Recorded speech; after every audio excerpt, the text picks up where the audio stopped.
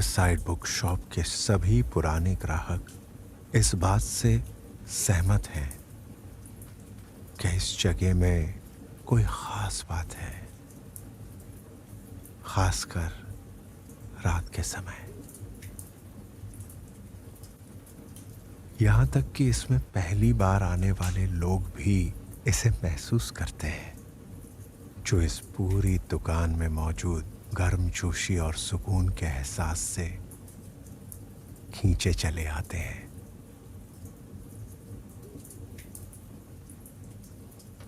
अलाव के पास सोफे पर बैठकर आप यहाँ की मोहकता और खूबसूरती में डूबे हुए हैं। कहीं और पुरानी अलमारियों की भूल भुलैया और किताबों के अनमेल ढेर बहुत बेतरतीब दिखाई देते हैं, लेकिन यहां से सही लगते हैं। फायरसाइड बुक शॉप में किसी को जल्दी नहीं रहती।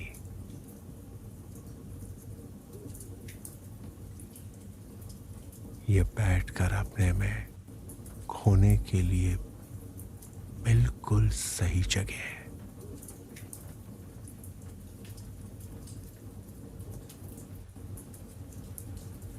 सोफे पर बैठे बैठे आपको बाहर हल्की बारिश की पहली बूंदों की आवाज सुनाई दी।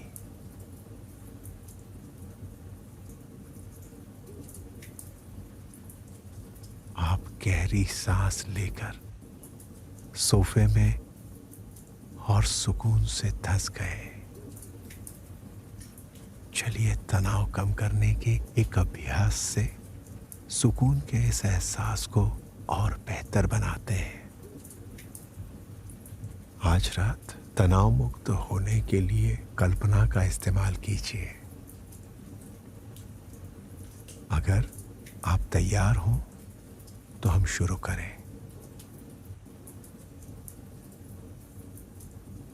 तो भूल जाइए आज का दिन आपका कैसा रहा। आज का दिन चाहे व्यस्त रहा हो या शांत, अब ये सब कुछ छोड़ने और अपने भीतर की आवाजों को बंद करके शरीर और मन दोनों को आराम पहुंचाने की अवस्था में आने का मौका है। तो पहले बिस्तर पर आराम से लेट जाइए। एक पल रुककर शांत हो जाइए। जब आप तैयार हो तो एक गहरी सांस लीजिए। नाक से सांस लीजिए और मुंह से छोड़ दीजिए। सांस छोड़ते समय अपने शरीर को बिस्तर पर ढीला छोड़ दीजिए। अपने भार को महसूस कीजिए और विचारों को आने जाने दीजिए। अब कल्पना कीजिए कि लगातार बढ़ रही धूप आपके पूरे शरीर में बह रही है। शरीर में भरकर यह तनाव और असहजता को घुला रही है। इसकी शुरुआत पैर की उंगलियों से होती है, फिर पैर से होते हुए टांगों में भी धूप भर रही है।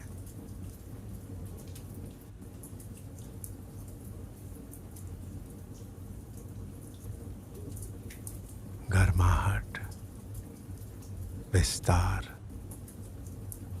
और सहजता धीरे धीरे आपके शरीर में ऊपर की ओर बढ़ रही है।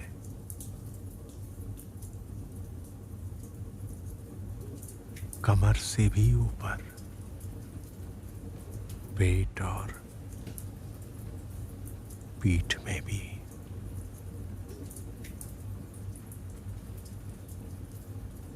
और ये हर तरह की तकलीफ को खत्म कर रही है।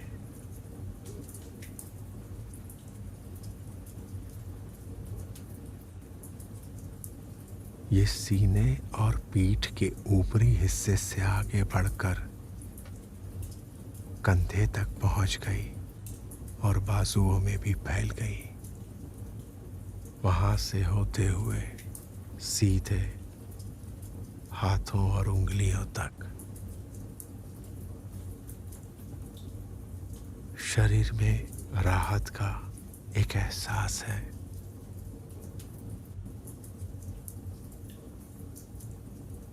और मन में शांति है। धूप ऊपर गर्दन और गले से होते हुए सिर और चेहरे तक पहुंच गई और अब शरीर के सबसे ऊपरी हिस्से तक। अब शांति के अलावा कोई और एहसास नहीं बचा। अब धीरे से अपना ध्यान फिर से अपने शरीर पर लाना है। फायर साइड बुक शॉप देर तक खुली रहती है।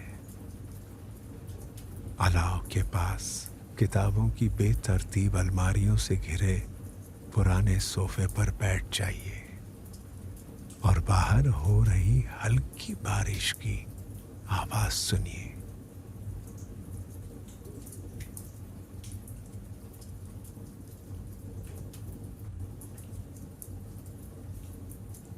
दुकान के बाहर एक ब्लैक बोर्ड पर कुछ समय पहले के साहित्यिक आयोजन का विज्ञापन है, जिसे अब तक मिटाया नहीं गया है। इसके पास एक नीची टेबल पर छूट वाली किताबों के ढेर पर एक बिल्ली पसरी हुई है। कविता संग्रह, the memoir of a cycle courier, नए एनसाइक्लोपीडियाज के ढेर, संगीत के दो छात्र म्यूजिक वाले हिस्से में एल्बम्स और सीडी से भरी कतारों में चुपचाप कुछ ढूंढ रहे हैं और उनमें से एक के हाथ में वायलिन का काला केस है। तुम्हें बीथोवेन्स थर्ड पसंद है ना? एक ने पूछा। दूसरे ने कहा नहीं तो, और फिर दोनों खामोश हो गए।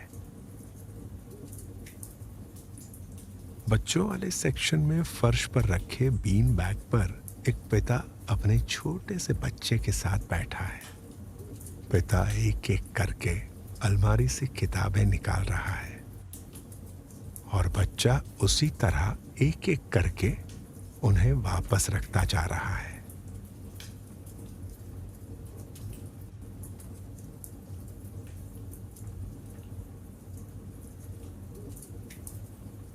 अलाव के एक तरफ किसी संत की सुनहरी पृष्ठभूमि वाली पेंटिंग है।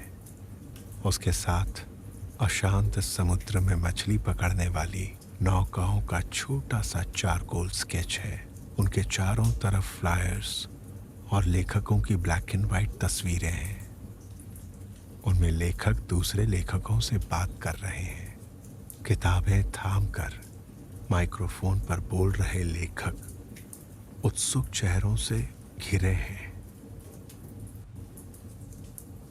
स्कार्फ वाली एक लेखिका जिसका मुंह खुला है, शायद अपनी ही किताबों के एक ढेर के पास चमड़े का एक ब्रीफ केस थामे एक लेखिका। एक कारोबारी महिला अपना कोट उतार रही है या उसे ऐसे झाड़ रही है मानो दिन भर के व्यस्त ख्यालों को झटक रही है और वो कमरे के पिछले हिस्से में आ गई। उसने कोट रैक पर अपना कोट टांगा तो फर्श पर लगी लकड़ी की पट्टियां चरमराईं। सोफे के सामने कॉफी टेबल पर कल के अखबारों और एक कविता पाठ के फ्लायर्स का ढेर है। सोफे के दूसरे छोर पर बैठकर एक शख्स ने अपनी नोटबुक निकाली। उसकी ऊनी टोपी से पीछे की ओर निकले हुए घुंघराले बालों से लगता है कि ये किताबों की दुनिया का है। ये शायद कोई लेखक है या टीचर या फिर कवि। हाँ, ये एक मशहूर कवि है ना। इसके हाव भाव में कुछ अलग बात है। इसकी आंखों में कुछ है जिससे लगता है कि ये कविता लिख रहा है।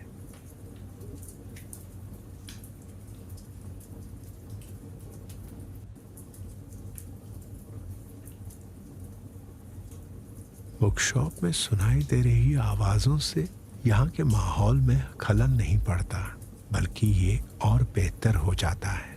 हल्के कदमों की आहट, पन्ने पलटने की आवाज, जलती लकड़ियों के चटकने की आवाज। बाहर अंधेरा है।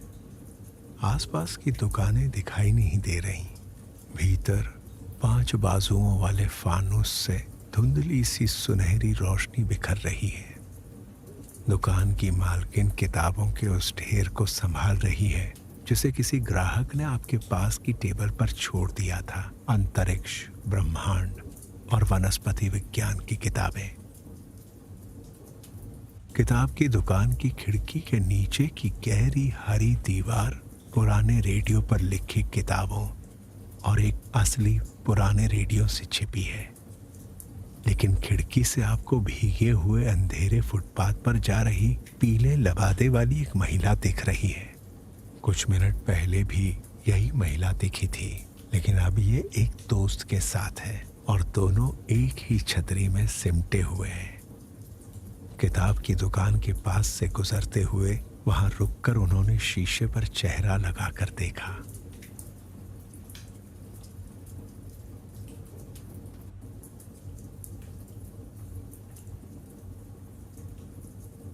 ये सोफा पुरानी तरह का है, जैसे पुराने बड़े घरों में होता है, जिसमें आप धंस जाते हैं। इसके पीछे बस किताबें और किताबें और किताबें ही हैं। खिड़की पर भी किताबें रखी हैं और फर्श पर भी उनके ढेर हैं। मेजों पर उपन्यासों और कविताओं की किताबें और दर्शन शास्त्र की भी। अलमारियां फर्श से छत तक है। झुकी हुई अलमारियों की भूल भुलैया, जिनमें किताबों की दोहरी कतारें भी हैं। थोड़ी देर पहले हुई बारिश अब तेज हो गई है। किताब की दुकान की खिड़की के शीशे पर उसकी धाराएं बहने लगी।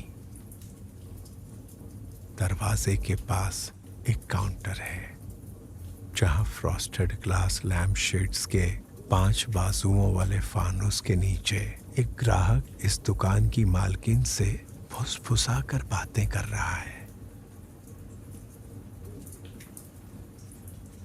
ये उसे उस किताब के बारे में बता रहा है जिसके लेखक का नाम वो भूल चुका है। उसने अपना सिर एक तरफ झुकाकर चश्मा उतारा और हाथ को इस तरह गोल घुमाया मानो हवा से नाम पकड़ रहा हो। दुकान वाली ने एक नाम सुझाया और उस शख्स ने सिर हिलाते हुए कहा, हाँ हाँ, यही है, आपने बिल्कुल सही कहा।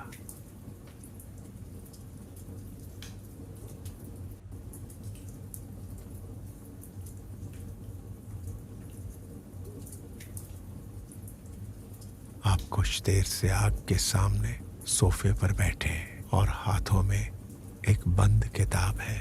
अब पल भर के लिए आंखें बंद करने पर आप किताब के वजन को अपनी गोद में महसूस करते हैं।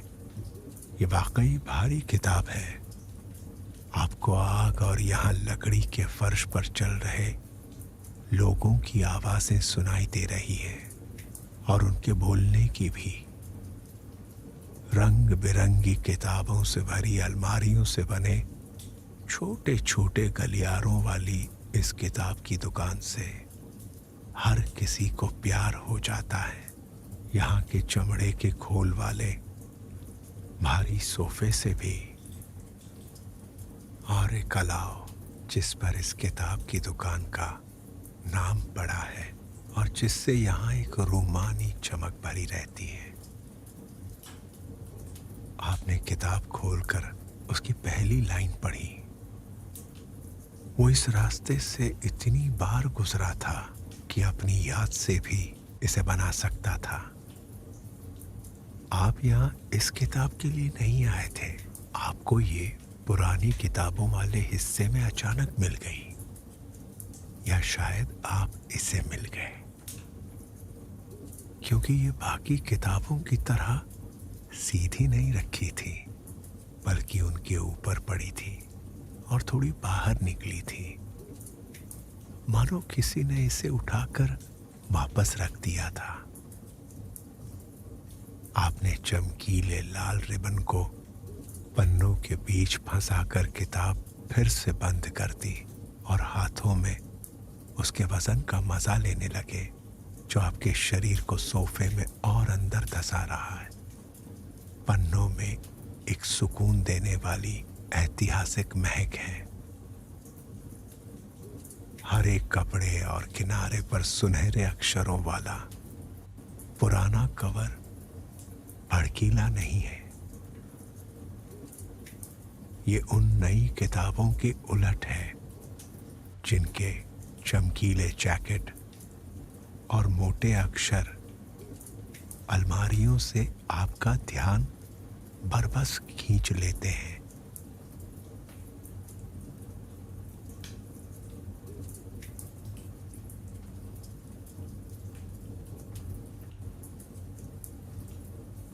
नीली स्कर्ट और नीले पोलो नेक वाली लड़की कुछ खोई हुई और थकी सी लगती है।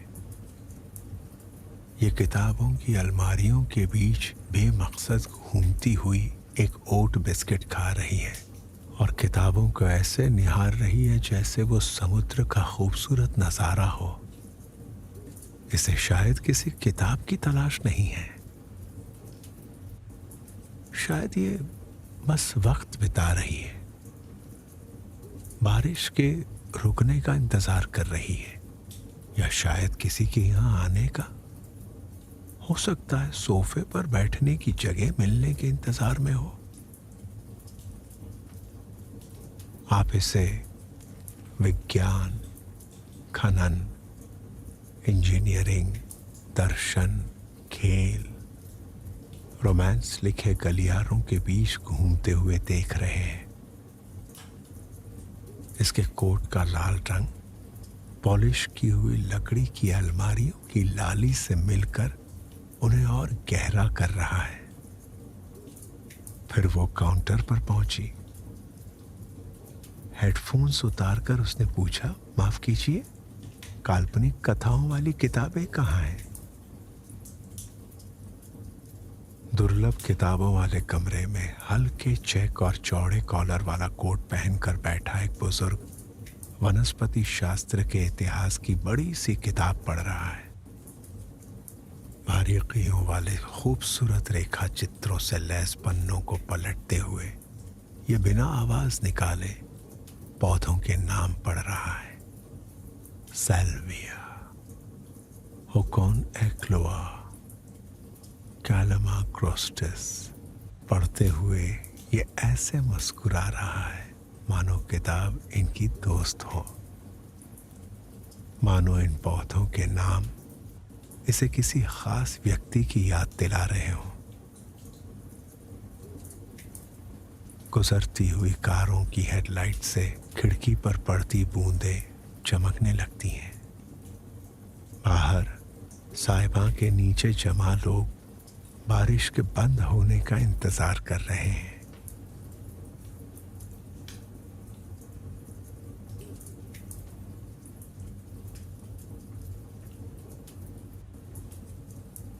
इतिहास वाले हिस्से में खड़ी दो महिलाएं धीमी आवाज में बात कर रही हैं।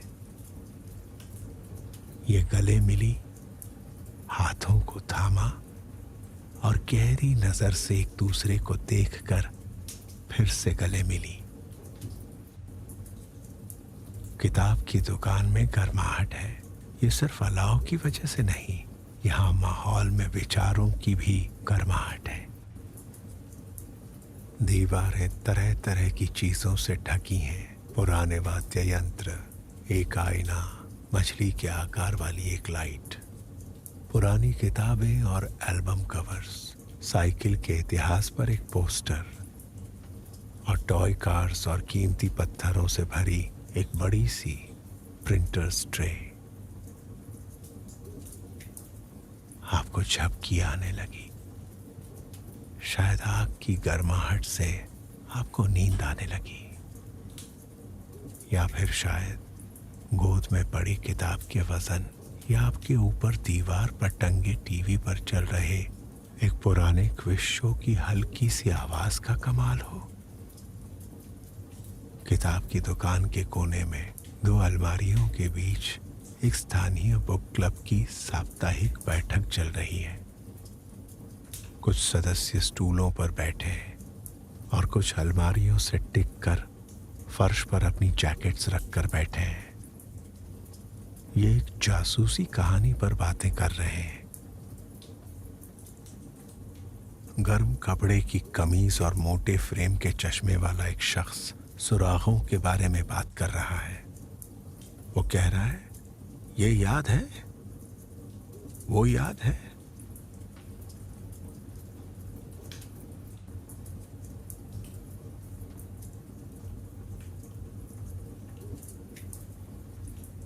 शाम गहराने के साथ ही बारिश भी तेज हो गई। किताब की दुकान का दरवाजा खुला है और एक महिला अंदर आई। उसने टोपी झटक कर यूं ही कहा कि बाहर बहुत तेज बारिश हो रही है। फिर उसने छतरी बंद की, जिससे फर्श पर बारिश का पानी जमा हो गया। दुकान की मालकिन किताबों के एक बड़े से ढेर को मुश्किल से संभालकर अंदर की अलमारी पर रखने जा रही है। 1001 kitchen ideas, the architects kitchen, reclaimed kitchens in the city. वो अलमारी से टिकी लकड़ी की एक मजबूत सीढ़ी पर चढ़कर ऊपर के हिस्से में किताबों को एक एक करके लगाने लगी। यात्राओं वाले हिस्से में खड़ा एक शख्स क्रोएशिया की गाइड पलट रहा है। उसे देखने के बाद उसने किताब बंद की और जिल्द पर थोड़ी देर हाथ रखकर वापस अलमारी में डाल दिया। उसने यात्रा की किताबों की कतार को गौर से देखकर रोम का नक्शा निकाला। ऊपर हल्की रोशनी वाले कैफे से हंसने की और दूध का झाग बनाने की हल्की सी आवाज आ रही है। अपने फोन पर बात करती हुई एक महिला सकरी सीढ़ियों से उतर रही है। उसने कहा, वाकई अच्छा है, कमाल की कहानी है, बहुत खूबसूरत।